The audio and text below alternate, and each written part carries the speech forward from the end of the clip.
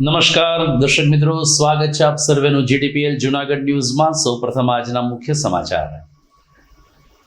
શિવરાત્રીના મેળામાં આવતા યાત્રિકોને ગિરનાર ઉપર શું તકલીફ પડી શકે છે તે જાણવા જીટીપીએલ જૂનાગઢ ન્યૂઝ ચેનલની ટીમ ગિરનાર ઉપર પહોંચી।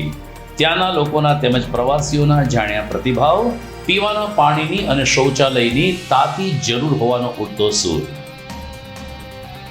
મહાશિવરાત્રીના મેળામાં વાહનોની પ્રવેશબંધી અને પાર્કિંગ સહિતના મુદ્દે કોંગ્રેસ આકરે પાણીએ। ગિરનાર દરવાજે વિરોધ પ્રદર્શન કરી યાત્રિકોના હિતમાં તંત્રને ફેર વિચારણા કરવા કરી રજૂઆત। શહેરના માર્કેટિંગ યાર્ડમાં ધાણા અને તુવેર સહિત રવિ પાકની આવક શરૂ થતા ખેડૂત અને વેપારીઓ ખુશખુશાલ। મણના ભાવ 2000 થી વધુ બોલાયા।